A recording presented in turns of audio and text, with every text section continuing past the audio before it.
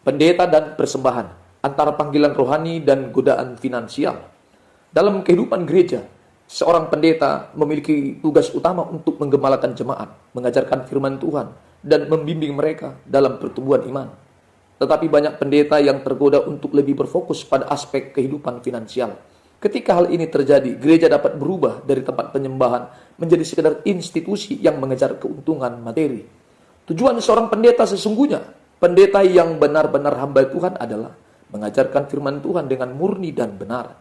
Di dalam 2 Timotius pasal 4 ayat yang kedua, memimpin jemaat untuk bertumbuh dalam iman, kasih dan pengenalan akan Kristus. Efesus pasal 4 ayat yang ke-11 dan 13, melayani dengan hati yang tulus bukan karena menginginkan keuntungan. 1 Petrus pasal 5 ayat yang kedua. Jika pendeta berkata bahwa semakin banyak jemaat, semakin banyak persembahan, maka tujuan mulia sebagai pendeta sudah melenceng dari panggilan utamanya. Gereja bukanlah tempat berbisnis. Persembahan bukanlah sumber keuntungan bagi pendeta. Pendeta yang berkonsentrasi terhadap jumlah jemaat agar meningkatkan pemasukan pasti tidak mengajarkan pertobatan secara serius kepada jemaat demi menjaga perasaan jemaat agar tidak tersinggung. Dan khotbah pendeta pasti mendorong jemaat untuk memberikan lebih banyak persembahan dengan janji-janji berkat material yang tidak alkitabiah. Menggunakan gereja sebagai alat untuk memperkaya diri sendiri, bukan sebagai tempat untuk melayani Tuhan. Ini sangat berbahaya, karena jemaat dapat menjadi korban manipulasi. Berpikir bahwa iman mereka diukur dari seberapa besar mereka memberi, bukan dari seberapa dekat hubungan mereka dengan Tuhan. Alkitab menegaskan bahwa pelayanan bukan tentang keuntungan finansial.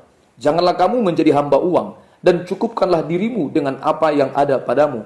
Ibrani pasal 13 ayat yang kelima. Persembahan adalah bentuk ibadah, bukan alat manipulasi. Hendaklah masing-masing memberikan menurut kerelaan hatinya, jangan dengan sedih hati atau karena paksaan. Sebab Allah mengasihi orang-orang yang memberi dengan sukacita. 2 Korintus pasal 9 ayat yang ke-7.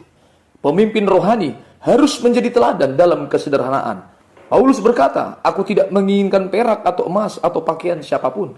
Kisah Rasul 20 ayat yang ke-33. Keberhasilan pelayan tidak diukur dari jumlah uang yang masuk, tetapi dari perubahan hidup jemaat yang semakin mencintai Tuhan. Jika seorang pendeta kehilangan fokus dan hanya mengejar materi, ia telah mengkhianati panggilan ilahi dan harus segera kembali kepada Tuhan dalam pertobatan yang sungguh-sungguh. Gereja adalah tubuh Kristus, bukan tempat berbisnis yang berorientasi pada keuntungan pendeta. Pendeta harus mengemban tugasnya dengan ketulusan dan kesederhanaan, bukan dengan ambisi duniawi. Jika seorang pendeta mulai memikirkan jumlah jemaat hanya demi memperbesar persembahan, ia telah tersesat dan perlu kembali kepada tujuan utama, menggembalakan umat Tuhan dengan kasih dan kebenaran. Kasih sayang Allah menyertai kita sekalian. Amin. Semoga aku dan kau tidak pendeta demikian.